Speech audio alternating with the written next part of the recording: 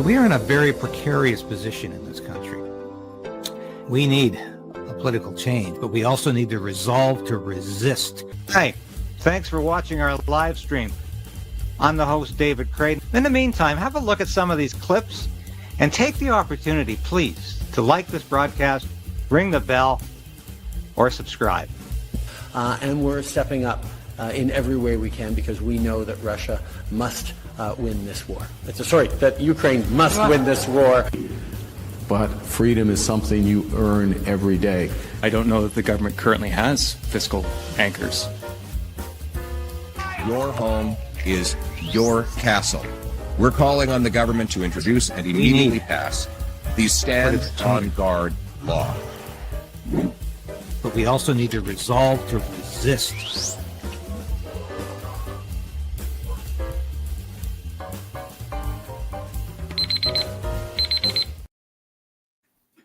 Welcome back to another episode of Stand on Guard. So happy to have Katie Pasitney back on the show with me. We've still got so much to discuss on what's going on there. And Katie, I'm seeing reports that you had another bale fire there, which would make it number 3 or number 4. Is that true? No, we have not had another one for a couple nights. It did reignite, but I do believe that it was just because they did not open up the bales properly to really disperse of the combustion, the spark or whatever was left in it. There was heat left in it. They wet it, and they should have opened up the bales. So that's all been taken care of. I think they've opened up those bales and spread them around now, and they've brought in probably about 3 more semi-loads of bales to fix those holes. Our taxpayer dollars. Yeah, well, that's it. It's, as you point out, it's always a taxpayer dollar expense. They do this and creating this execution ring. But just wanted to highlight my article yesterday, which went really viral on X last night. I'm so happy to see that. And Post Millennial gets a lot of attention in the U.S. We do Canadian news, but it's always. But Americans are reading this news right now, and I'm really, really happy to see that. The article was well received. So I was wanted to mention that, and wanted to ask you this. Scott Anderson, I saw a post from a couple of folks last night, and they were saying that Scott Anderson is really going to bat. Might be a little late, but I know he's been supportive, but he's being very aggressive in demanding that the ministers of agriculture and the minister of health explain a couple of things. We've got some splaining to do, as he said. I mean, what the hell is his fourth? He said, are these animals posing a health risk? Why aren't you testing them? And what the hell is going on down there at Universal Ostrich Farms? Has he been in touch with you, as he says? Oh, absolutely. And his chief of staff's just been absolutely amazing, along with his whole team. They're really standing up for a really big problem, as we all know, here at Universal Ostrich. Let's talk about that. What the hell is happening at Universal Ostrich Farm? This shouldn't be one. This is it's setting a dangerous precedence, and that dangerous precedence has nothing to do with what we're fighting for with the change of policy. I think what we're seeing here is they're allowed to Canadian Food Inspection agencies operating in this realm of theatrical illusion. So here we have the trading partner policies was the first is why we were going to have to be called. And then it was that we had a novel reassortment. And then it was back to our trading partner, our trading partners again. Then we got our second RFK letter. Then we moved into that we are the most virulent threat of avian influenza in Canada. And with that comes no inspection and no visits from Canadian Food Inspection Agency since February 26th. So that was over 6 months of absolutely nothing. If we were such a virulent threat and a threat to public health and safety, there should have been water samples, there should have been soil samples, and these animals should have been continuously monitored by proper testing. So we're talking serological testing, we're talking blood, tissue samples of the deceased from December. and early January. They should have been doing an accurate outbreak response plan, and that is what has been failed here. And I think we have a great opportunity still, with these animals alive and these animals that have never been tested. I believe that we offer an amazing opportunity for Canada here, designing a proper outbreak response plan, having an organization that is given a bit of a shakeup and has to have some accountability for their actions. And with the accountability, what I mean is that they are walking out there right now. When they arrested us, there was the big theatrical show of these white marshmallow suits and hazmat suits arresting us. When they're feeding, you have your few people in these hazmat suits. And then all through the day, you watch people on a tractor, and they're employees of Canadian Food Inspection Agency out with the ostriches in their t-shirt and their regular clothing. You watch the tractor out with the animals. You watch their vehicles coming in and out of the pens, are around the quarantine zone, and then around the zone. I just want to stop you there, because this is incredible what you're saying. So they donned their costumes. That's what they call them. That's what I call them. These hazmats, they're costumes. Are you saying they're in and out of these costumes? No, they're just walking around in t-shirts at other times? Yep. So they put these costumes on for feeding when they know that they're going to be on display up close to the fencing. And then the ones at the back that think that they're hidden by this death pen that they created, is they're not in any PPE. We have people that are, the Canadian Food Inspection Agency and the RCMP that are lining the quarantine zone all around the hot zone. Their vehicles are in and out of that hot zone. They're not disinfecting their vehicles like we got them to video us doing in February 24th. We're going to post that video, so watch for that video. I'll send that to you too, David, to share. There's a proper procedure if vehicles are coming in and out of the containment zone and the infectious zone. They're not following any of their own policy. Vehicles are coming in and out. We have police officers that is no fault of their own. No fault of their own, but they have not obviously been educated about this new virulent threat and what they're supposed to be doing. And they're literally they're coming and they're taking feathers off the ground and they're giving them to our supporters. There is such a gap of proper communication and education between the Canadian Food Inspection Agency and such amazing humans like the RCMP that are here, and they're acting in their job. They're trying to do what they're supposed to do, and that's to protect this quarantine zone. But there's been no proper briefing on that. So again, there's a lack of communication. There's a breakdown in proper outbreak response. And this just goes to prove that there is no virulent threat here. We are sitting on something much deeper, and we've all known that for months. We have something that is a therapeutic advantage into the world of vaccine reliance. And I think that is just putting us on the map for being a target. As well as we're setting, we are in a precedence war. The Canadian Food Inspection Agency doesn't want to lose. And the only people that are going to suffer here is Canadians, our small farmers, obviously our family livelihoods, but also the animals that are out there that are healthy, because they will not test these animals. So, no, sounds like you're a little more positive about the input from the RCMP, because initially they seem to be as antagonistic and hostile towards you farm as the CFIA. Have they become a more moderating influence in the last few days? You know what? I have to give a big shout out to them. I think they're going through a process that we've been going through from day one as well. Watching the theatrical display of the Canadian Food Inspection Agency and what that means. Watching that these people are saying that there's such a virulent threat, but also the lack of communication about even our sick hen and the communication trying to heal. We have a hen that flipped over the fence twice because of their RCMP drones. We can't get a visual on her. They will not give us a video. It's just their word that she's doing well. They will not allow any of us in to care for her for even 10 minutes without a phone. This is just a display of their power and their bullyish tactics. So the RCMP is seeing this. I think with them seeing this, they are growing to have a little bit more compassion and understanding that we're just a family fighting for change and protecting our animals. The RCMP have been good. Of course, there's some RCMP here that I think are believe in what they're doing is the right thing, and they're doing their job. And I don't know how to say it. There's still some of those ones that were here from the beginning that had their smile on their face and they had their they were being ignorant.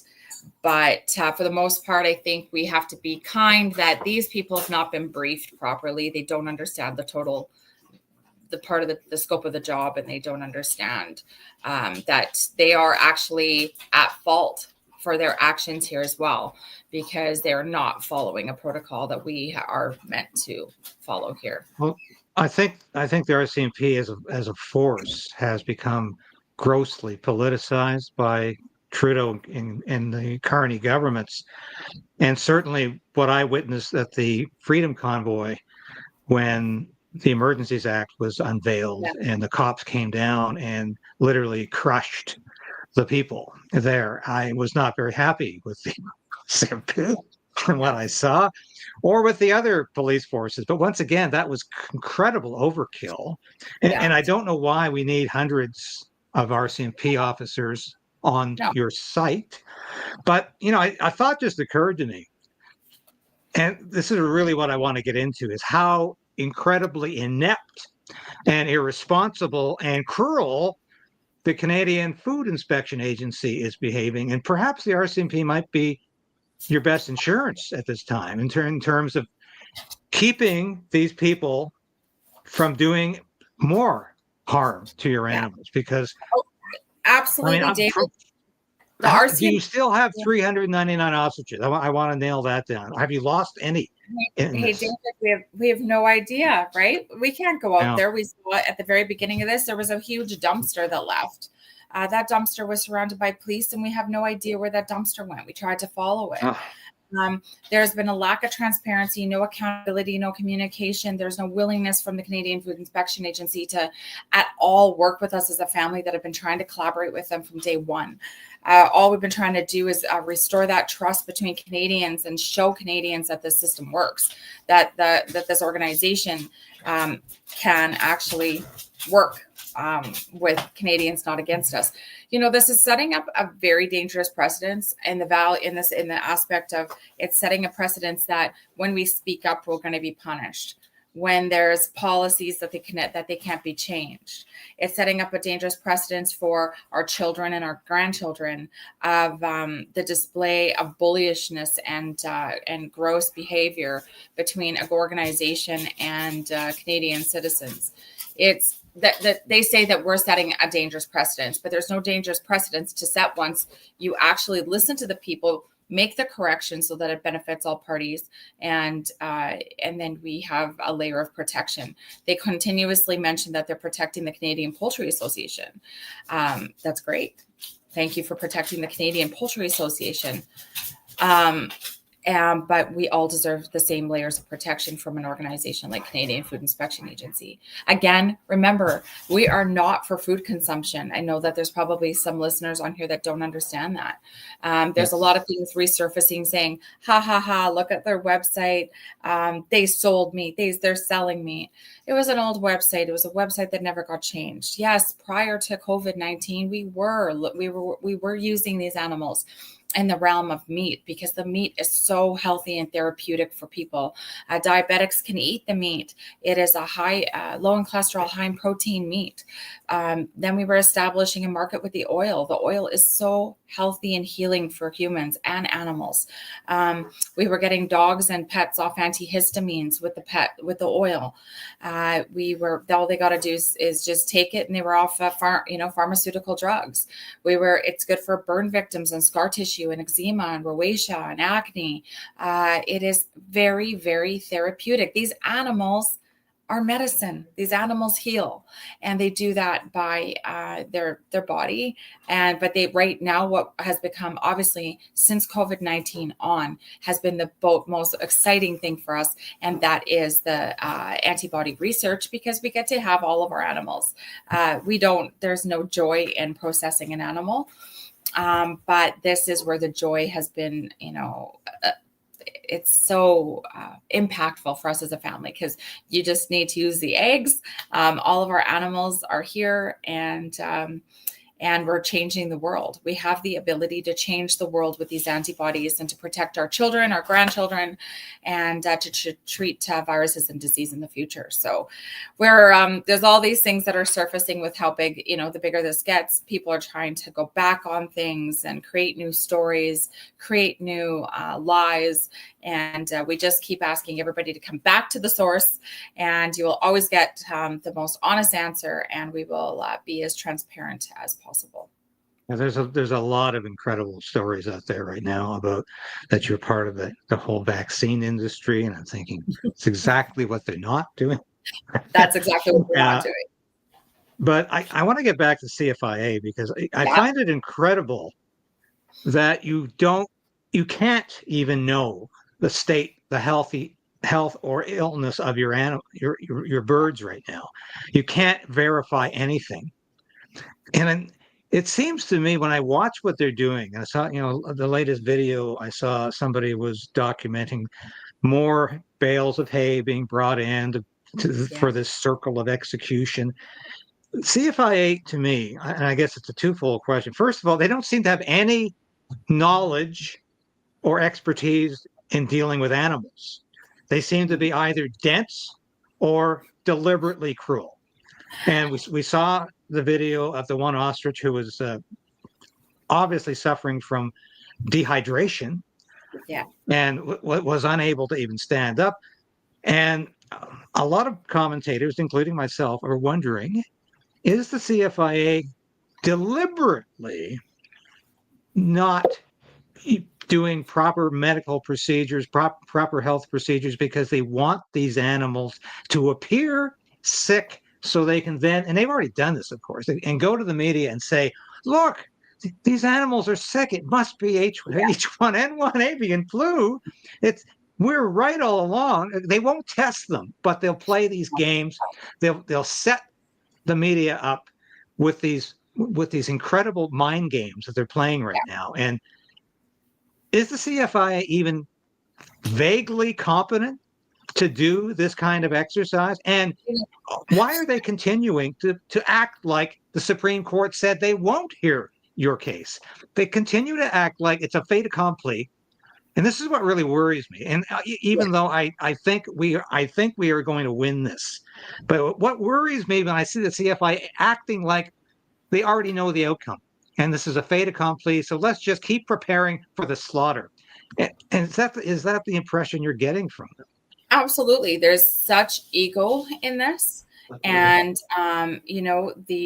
let's talk about that whole, the hen and if they're, who knows what they're giving them in their food, or how are they treating them, or what is their animal welfare behind these walls that they're building? And why did they cut all the wires on our cameras out there? Why did they put tape over our cameras? What are they hiding? We are not hiding. We haven't hid anything. We're being as transparent as possible. They know how we were operating, and we've tried to have amazing communication with them. But we've been healthy today's 261 days. Absolutely amazing, resilient ostriches. I mean, not one of these ostriches on our farm have ever been tested right now. Not one ostrich has been tested. So super important to really remember. And what we've been fighting for is just the ability to test. Super frustrated that these death walls, that the continuing to kind of push in on us after we had that interim stay order. What does that interim stay order mean for anybody as a farmer or as a Canadian citizen if you win an emergency stay order, which means that they need to stop while you exhaust your legal ability options, which is our leave for Supreme Court as we're waiting for the decision from them. This is a big case. It's garnered a lot of international attention with the Trump administration and people across the world. There's a lot of people screaming from the mountaintops to stop the call, halt the call, and test these animals. What are they hiding? And you're right. They're just acting as though they already know the answer. So they've done that from day one, though. Look at they're acting as though they've known the answer from day one, and they don't even have to test animals. They can go walk onto anybody's property based off suspicion and kill everything you have, including your cat, dog, birds, chickens, pigs. They can kill everything. So I really am proud to see that there was another farmer stepped up on TikTok talking about her chickens, talking about how she kind of did her own cull, and she shoot, shovel, and shut up. She didn't report it because she just knew what was going to happen. She had 5 chickens survive, and guess what? They're living happily with all of her other chickens long time after. That you don't kill the survivors. We've been fighting from day one. Canadian Food Inspection Agency doesn't like to be challenged, and that's the proof that they're showing out here is that this is punishment for speaking up, and that this has nothing to do with justice. If they actually cared about our farmers, and they actually cared about us as Canadian citizens, and they actually cared about our food security, none of this would be happening. These animals would have been tested. And it could have been as simple as pulling ostriches out of the poultry category, which they are not poultry. They are ratites. So they're a red meat, flightless bird. They are quarantined in their, in their pens all the time. But what they are exposed to, just like cows, just like pigs, just like outdoor chickens, and every other animal out there is migratory birds, which migratory birds are going to continue to spread avian influenza and other viruses in the future if they had them. So our birds are the lowest risk, and we're just being met with continued resistance. And they're hiding things. They're hiding things behind these walls. They're not following their own protocol. They are we have so many deficiencies. We have so many eyes on them. So many supporters are sending us so many pictures and videos of them operating out there with no hazmat suits and not following protocol, driving around with their vehicles in and out of the hot zones, headed back to Vernon, British Columbia on the highway.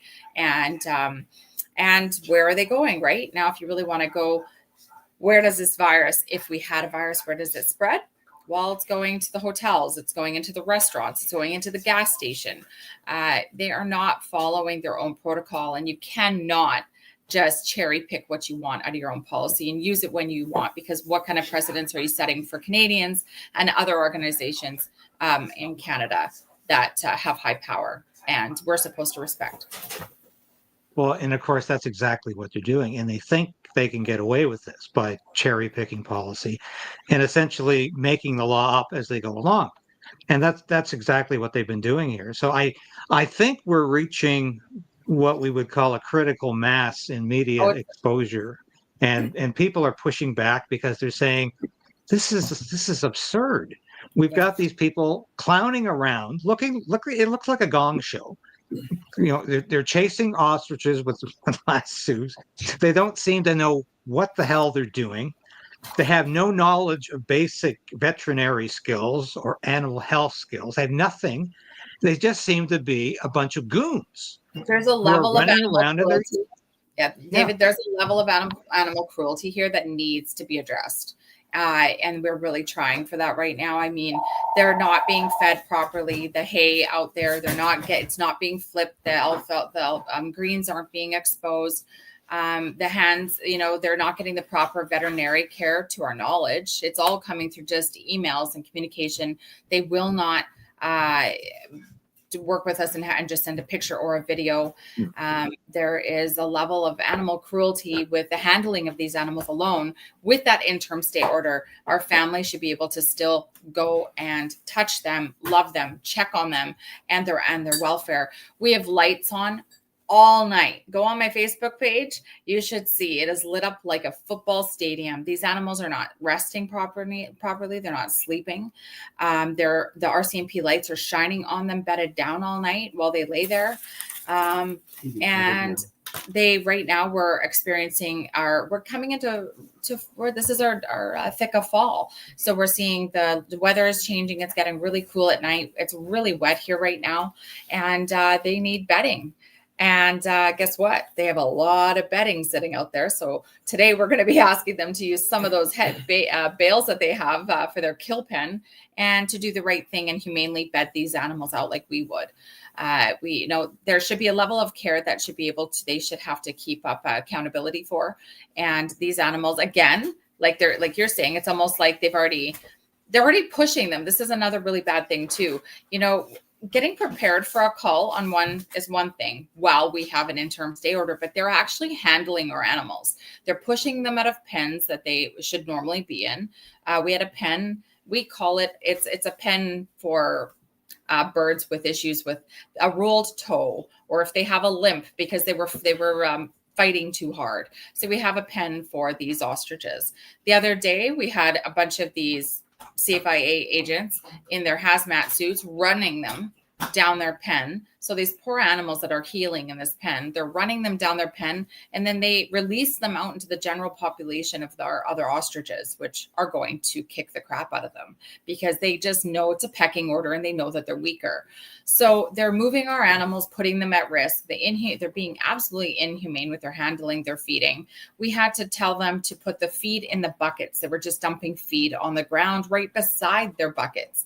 We have had to tell them to clean the waters. We've had to tell them they don't know how to care for these animals, and they should not come in with such little experience and expect to take over somebody's 35 years of love and handling. So these animals are searching, obviously out there, probably looking for somebody to, for our hands that have protected them for decades. And it is heartbreaking. It gives you motivation. This is a big week. You mentioned it. So this is a very big week. And we are doing a call out to people to continue to please pour into Edgewood, British Columbia, because this is our week.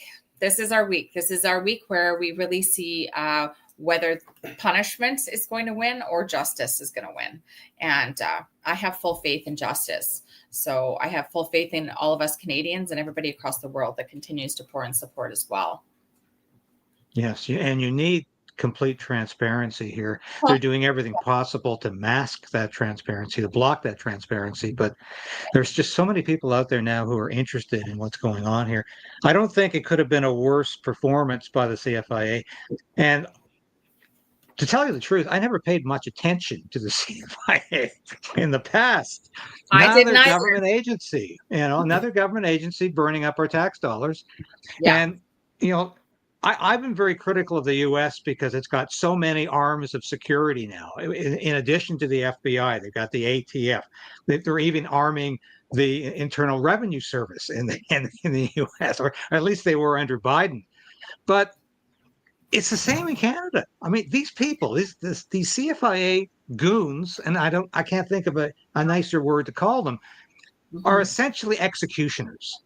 Yes. As far as I'm seeing, they're setting up an execution, and that's all they seem to be trained for. They don't know how to look after animals, and I think it's shocking the Canadians, because a lot of people thought, well, these are nice bureaucrats who are going to come and just try to settle things down, and maybe sometimes they have to do some nasty work, but it's only if it's absolutely essential. Otherwise, they'll find another way. And all I hear from people in the CFIA is, stamp out policy. And just wanted to mention this to you. Oh, go ahead. Oh, you remember. So this stamping out policy has been in effect for 21 years and it's not working. We're losing our genetic diversity, our biodiversity, and we're losing our farmers. The Canadian Food Inspection Agency normally never is on site for cullings. They hire a third-party killing contractor. And this is the first time that I believe that this organization has really been put under the microscope. This is the very first time, and it's going to be, I hope, the last time that they need to be watched this hard because of such untrust and the road of trust between Canadians and the organization. If that policy is changed and a proper outbreak response plan is put and set for farmers to protect them, we don't need to be doing this. But this is the first time they've been watched. And I'm promising you, they're going to continue to be watched until until we make changes here. And the world is watching, and they don't even know what to do. You're right. They're scrambling. They're making so many mistakes that because they've never had to do this on their own. And that third-party contractor killing company, one of them, had even charges for inhumane animal cruelty, and they still continue to use that same company. We were looking at their 2018 and 2021 audits, which they failed miserably. They have no accountability there, no transparency, but they've never been watched like this. They don't know what to do. They don't know what to do. And that's why those cameras and everything are getting cut, because you're right. They're a killing machine. They're not here for health, and they're not here to save anybody's animals. They're here to quarantine, test, kill, and compensate. That is their mandate. They're not here to save anything. And Canadians and humanity will pay for it in the future if we don't stop it. Yeah, they certainly will. In some ways, this to me is reminiscent of a Frank Capra movie. And if everybody knows at least one Frank Capra film, and that's It's a Wonderful Life, because it plays every Christmas. But he did a series of movies in the 1930s that were all about ordinary Americans, the ordinary guy, the everyman standing up against big government or big corporations who wanted to impose their will. And it seemed black until the last moment, when one of the enemies would try to make peace with the individual, and that's when you knew it was all breaking down. When the enemy comes over and says, "Okay, let's make a deal. Let's do something here because we can't stand the publicity anymore. It's just too much." And that's when it all starts to crack for the establishment here. And do you think things are going on behind the scenes that could actually help you in that way? Or is Big Pharma, is the government getting embarrassed by all of this to the point where they might just say, "We want this to go away. We don't want the publicity anymore. So maybe we should change our tact and back off"? Do you think that's a possibility? I'm going to pray on that. I'm going to keep praying on that. And we've been praying on that since day one, that every morning when they wake up, they have the ability to change this whole thing and become a hero, to understand what we've been asking for, to stand up and test these animals, to set a precedence of protection for farmers and understanding, to allow Canadian farmers a seat at a table, to have these really important topics and discussions or conversations of how we can better our agricultural sector in Canada, and innovative science that could lead us, into having some of the biggest and best breakthroughs. I am going to keep praying on that. I think every day we wake up and we make a choice. And ours has been to take a stand to protect our animals, our livelihood, our property rights, and to not see this ever have to happen to anyone else again. Because the same policy is coming to a farm near you if we don't stop it here. This is the time where we need to change that policy. So I am going to pray. We pray a lot around here. Prayer has become, obviously, it's been important to us for the whole journey, but prayer has become really important in the field, and with supporters coming in. We have a lot of faith. God is good every day, and God is bigger than all of us combined. So we pray for the Canadian Food Inspection Agency, and we pray for all those RCMP officers out there that not necessarily want to be here. And we definitely pray for a really amazing outcome that's going to restore some hope and resiliency back into Canadians as well. Yeah. And I personally think the end is near for the enemies of freedom when the CBC starts to change their tone. And it's interesting because CBC has been using an expert. I hate that word today because all the experts are saying, well, it might not be a real health risk, but we still need to move ahead with the call. Why? Well, because that's the policy. And Policy is a law. CBC has been using this so-called expert, and I'm not saying she's not educated, and she's Angela not Rasmus. Angela Rasmussen, yes, exactly. And of course, every time they interview Angela or Dr. Rasmussen, they always say, they preface it by saying, "And you have no political axe to grind. Is that right, doctor?" "Not at all." And of course, you go to her X site, and it says right there, I'm a cheerleader for vaccines. And Viva Freiheit, I don't know as Viva Fry, tried to engage with her the other day. And she said, forget it. I'm not talking to some right-wing extremist because my country's been destroyed by right-wing extremists. Excuse me? Oh, yes, I'm an American citizen. I'm not even Canadian. So here's the CBC's expert. And I just had to laugh. The whole thing is a charade. Even the experts they bring on, you know. Her and Brian Conaway, and they were like, they both said, there's no way of knowing if these animals are sick. And we're all like, we could test them. It's like, I started some Dear John letters. Oh, Angela. Oh, Brian. Yeah. It's. Oh, that's funny. I'm glad you've been apprised of Angela Rasmussen because I think we all have. I did a segment the other day detailing her flaws and her credibility at least. But as soon as I hear experts from the CBC, my alarm bells go off. But so Tamara Leach was on the farm with Farmade. How did Farmade? Was that a nice respite from all of the gloom and doom that's been there lately?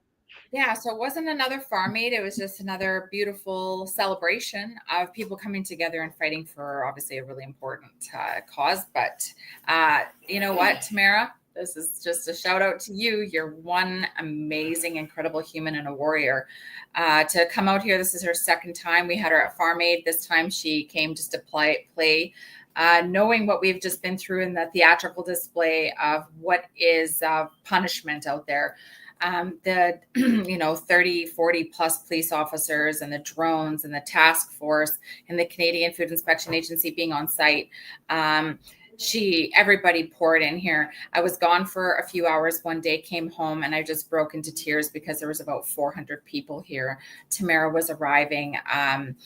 We had Jamie Nix was here from Nashville, and he has just been incredible, offering some resources and putting things together that I've posted on Facebook about a bunch of doctors, Dr. Pellick and another panel of doctors that want to flip the bill and pay for the testing, do the testing and take that on themselves.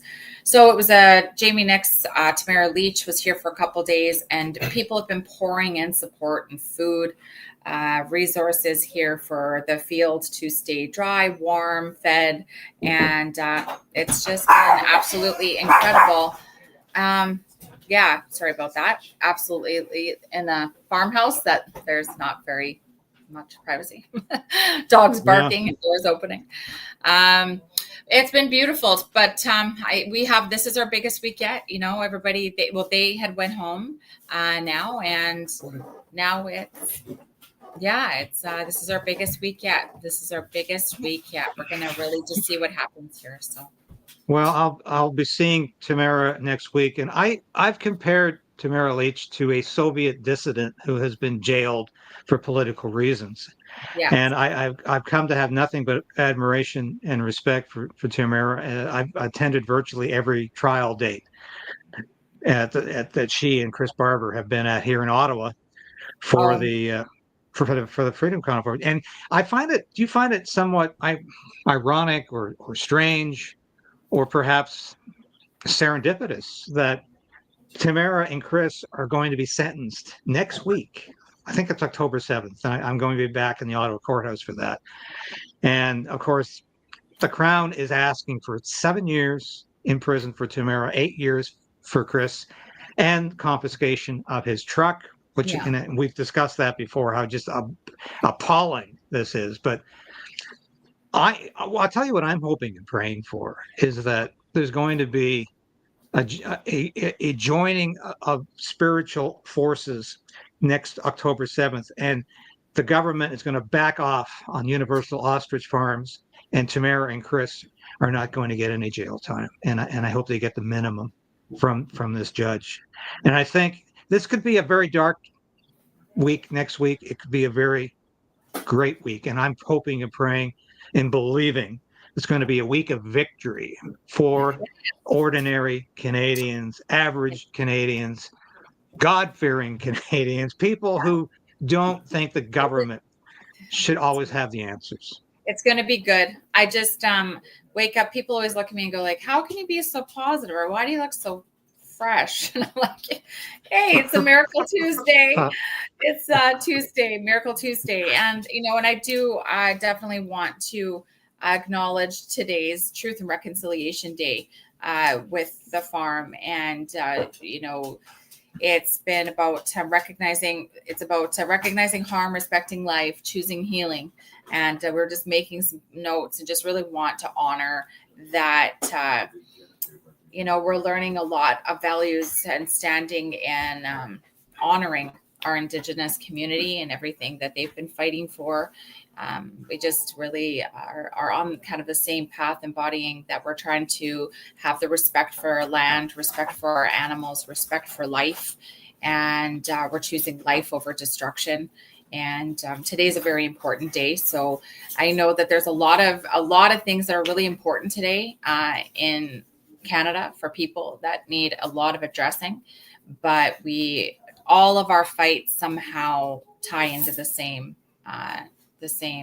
scenario or the same core, and that is our government, right? So we need to see a lot of change, and we need to see a lot more leadership within our government, positive leadership, people willing to really stand up for all of our rights. And I do think it's going to be an amazing week. There's just something inside me. I really feel like this is where we start to regain that spark back as Canadians. And so let's just prayer. Power of prayer is so important. God is good. And, I think that's what I think most when people say, what can we do for you right now is prayer. I just think the power of prayer and meditation and visualization of the most beautiful outcome is what's getting us through. And people showing up here, obviously, that energy is something that you can't get anywhere else. So, well, you are and your farm are my first prayer of the day, and I'm up early at 5, usually 5:30, ready for the day and the broadcast. But I always start with prayer, and that's who I start with. And synchronicity was the word I was looking for in terms. Sometimes people find synchronicity, as I think you and I have, but sometimes events in time and history have synchronicity, and I think that's going to happen next week. And I agree with you. I think this is going to be a huge unveiling of freedom, because we've had nothing but suppression in this country for so long, and I think it's going to be great. So yeah. It's going to be good, and lots of prayers for Tamara and Chris too. They are obviously their fellow warriors that have led a very big journey that we've learned a lot from, and we just all need to realize the power in our voice. When you believe in something and you fight fiercely for it, that you really have that ability to create change. So, and so it's good. It's really good. So your lawyer, it's my final question, and thanks for your time this morning. I know you've got so many things to do. But my final question, in terms of my editors are asking me, is there going to be? Do you need to do an update on this story, or is what you reported good for a few days? I said, yeah, I think we're good to go for a few days. We'll probably. I'm going to do a story. The next story is going to be how the government's backing down, as far as I see it. But we're going to have to wait a few days for that. What is your lawyer telling you about when the Supreme Court is going to rule on whether they will hear this case? So our submissions were in yesterday. Today is a holiday here, so we'll be expecting between Wednesday to Friday. Wednesday to Friday, we are anticipating hearing if we are accepted for to be heard in Supreme Court. You mean Wednesday to Friday this week, then? Yeah. I mean, and with all these resources, they're spending like $500,000 a day being here. This is the biggest display of punishment I've ever seen in my life, and it's costing us all dearly. Canadian Food Inspection Agency, like I said, their command centers, the task force, the RCMP, the LOA, their hotel rooms, they're eating out, you name it. So I know that the government is very aware that the clock is ticking, and it's nice too, though, because sitting in limbo and not knowing and waiting for the 21 days sometimes for our decision from an appeal, there's probably nothing worse than the limbo. I obviously want them to make the best decision and take the time that they need to do so, because you want them to put as much thought into it as possible. But at the end of the day, that limbo hurts. That's hard to sit there and not know what's coming down, what's going to be next. So, well, today is another day, and we both have work to do on this, and we're going to continue to get this message home. Perfect. And I have put an appeal out, not just to huge broadcasters in the U.S., and I know our mutual friend at Redacted, Clayton Morris and Natalie Morris, are doing the same. They're asking as many people as possible to get to talk to you, to talk about the story. Then I'm appealing to a lot of broadcasters who have in the 100,000, 150,000 subscriber range, who are ignoring this story because they're afraid it's going to hurt their ratings, or they're afraid it's going to offend Pierre Poilievre. And I have to say, I'm doing all I can to move Pierre Poilievre on this issue. I think he supports it. Otherwise, your MP would not be talking about it. I can tell you that, because having worked in Parliament Hill, I know no MP says anything without getting the approval of the leader's office first. So obviously, I think Pierre Poilievre is sympathetic. He needs to be courageous to stand up and say this is a horrible abrogation of freedom. Yeah, and there's no reason. Yeah. Heath MacDonald and John Barlow, and where Paul McKinnon, obviously Mark Carney, but I mean, this is where we really need to weigh in, and we need to weigh in what Canadians are really feeling and what this is doing to our agricultural sector. And Heath MacDonald has a job to do, and he's not doing it. And he's not listening to Canadians and all the thousands of emails that he's getting, the thousands of letters, the scientific evidence, and the expert witness reports, which we have in our reconsideration material that has been to Canadian Food Inspection Agency. And if he doesn't have that communication with the Canadian Food Inspection Agency, and if he doesn't know that material is sitting there after his thousands of emails, then he's failing at his job too. So I think we need to start making all of our leaders accountable, and it starts with the Canadian Food Inspection Agency. But obviously that's our leaders, and Heath MacDonald and John Barlow. We are asking you to step up and bring some transparency and accountability to the table.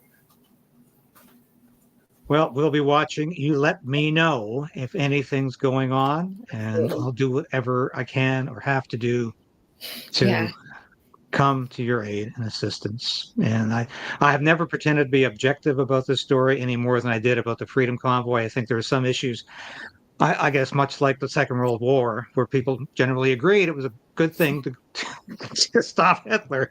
I think it's a good thing to stop what's happening in this case, as I did with the Freedom Convoy. I think it's something all Canadians should agree on. This is about average Canadians being beaten up by an overreaching, overbearing, overpowerful federal government, and it's time to say no.